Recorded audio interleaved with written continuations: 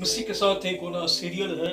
रूह और पानी किताब का नाम है, जब का मुसन्नफ है प्रोड्यूसर इमानुएल असलम, आवाज़ में शाहजाद शौकत। और यहाँ पर हम देख रहे हैं सफ़ा नंबर 47 है और ये 47 है। और बकिया है बलूगत पर कायम रहना, प्रेस ऑन मैच्योरिटी। जब हम खुदा में तरक्की करते हैं तो हम रूह की मामूरी के तालब नहीं होते, ताकि हम महसूस कर सकें कि एक मुमताज़ रूहानी तबका का हिस्सा है। बलूगत पर कायम रहें ताकि हम उनमें उनसे मुमताज़ महसूस करें जो कम बालिग हैं। फितरी या रूहानी तौर पर समझ में नहीं आता।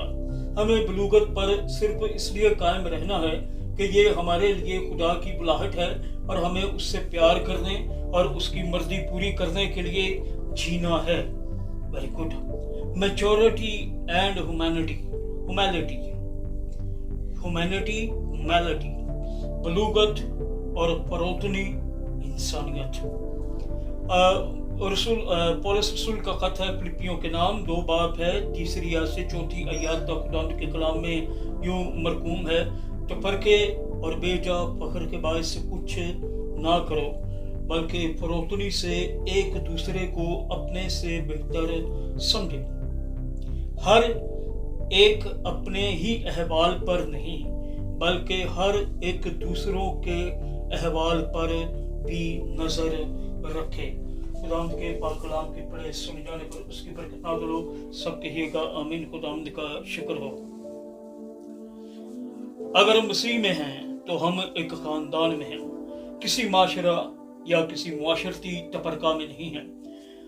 और अपने खानदान में हम दूसरों को छोटा होने के बायस कमतर नहीं समझते, बल्कि हम जानते हैं कि हर किसी का तरक्की के मुख्तलिफ मराहल में होना मामूल की बात है।